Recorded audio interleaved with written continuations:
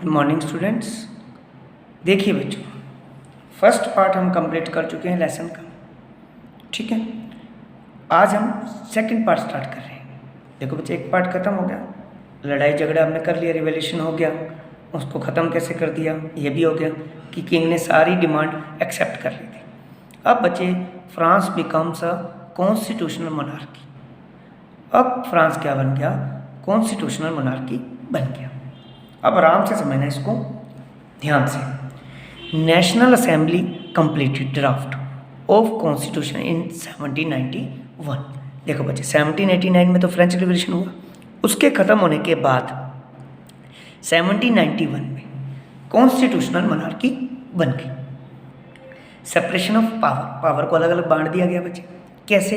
देखिए, सबसे पहले तो जो मिडिल क्लास थी उन्होंने कहा एक तो एक्टिव सिटीजन होंगे, एक पैसिव सिटीजन होंगे। एक्टिव सिटीजन क्या होंगे ये ध्यान से सुनना।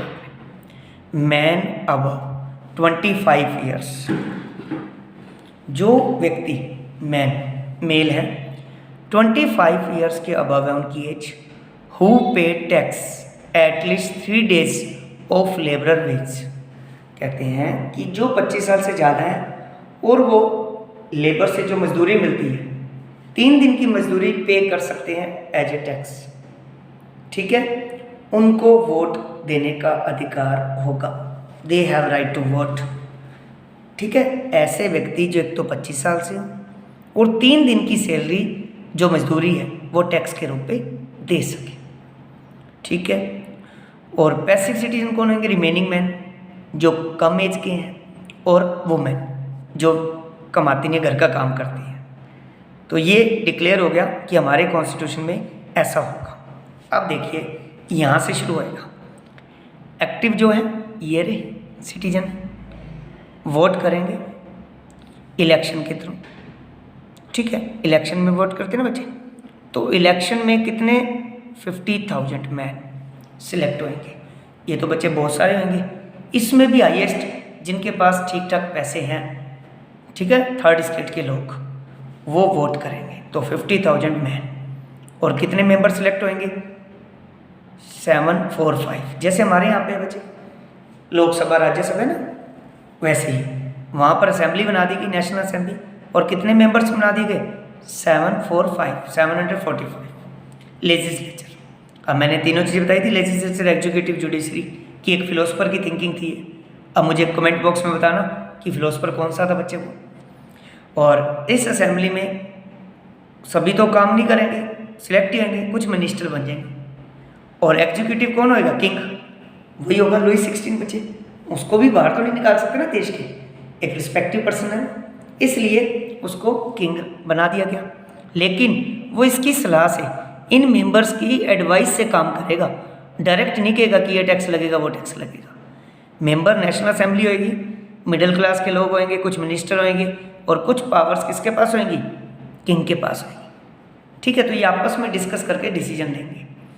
और इसी में सिटी एक्टिव मेंबर में से कुछ वोट जुडिशरी के लिए, जज के लिए किए दिए जाएंगे।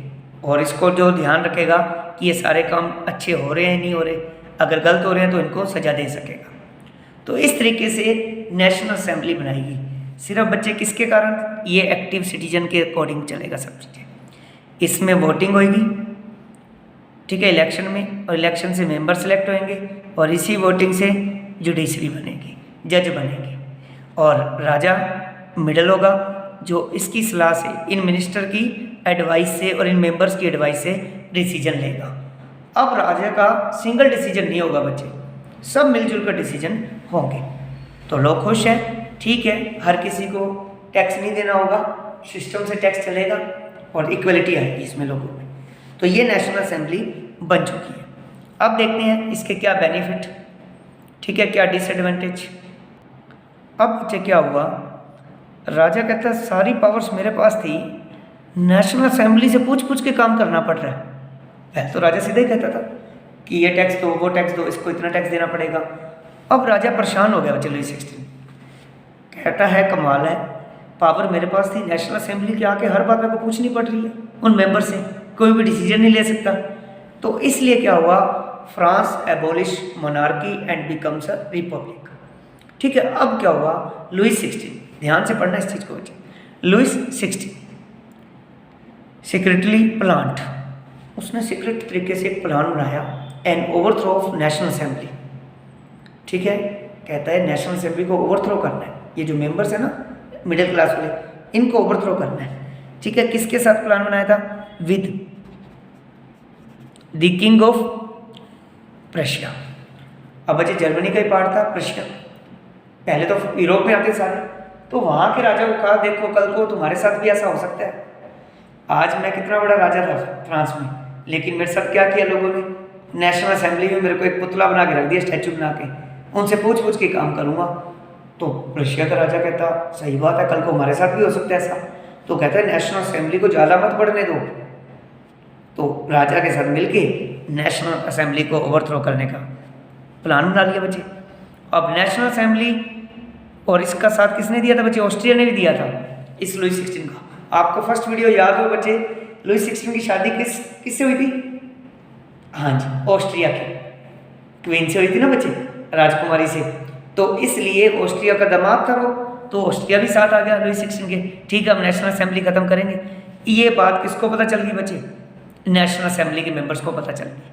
ठीक है, नेशनल असेंबली अभी आपको मैंने बताया, ये बच्चे देखो ये वाले, इनको पता चल गई बच्चे ये बात कि लुइस 16 हमारे खिलाफ कोई ना कोई चाल चल रहा है।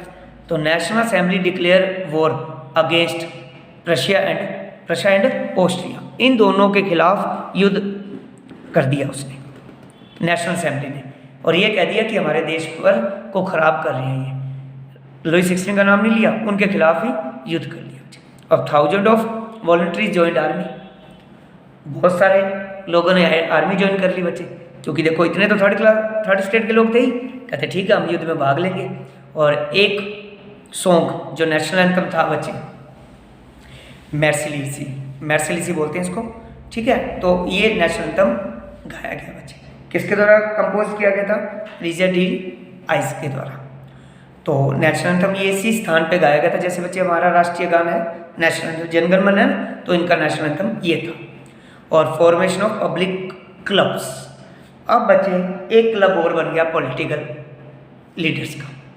नेशनल असेंबली के पास सारी पावर आ गई, तो कुछ लोग नेशनल असेंबली से भी संतुष्ट नहीं थे, कहते हमें अलग ग्रुप बनाना चाहिए, क्योंकि अब राजा तो ओवरथ्रो हो ही गया, चला ही गया मोनार्की, रिपब्लिक बन गया फ्रांस कि हर कोई अपना ग्रुप बना सकता है। तो एक नया ग्रुप बना जैकोबिन क्लब। तो अब हम जैकोबिन क्लब के बारे में बात करेंगे। देखो बच्चे ध्यान से समझना, नेशनल असेंबली बनी, नेशनल असेंबली के खिलाफ राजा ने कोई प्लानिंग करी, तो वहाँ पर राजा ओवरथ्रो हो गया और नेशनल असेंबली टूट सी गई एक, क्योंकि युद्ध छिड़ गया था बच्चे। तो धीरे से लोगों ने एक अपना क्लब और बना लिया नेशनल असेंबली से निकाल कर, जिसका नाम था जैकोबिन क्लब। अब हम जैकोबिन क्लब के बारे में पढ़ेंगे।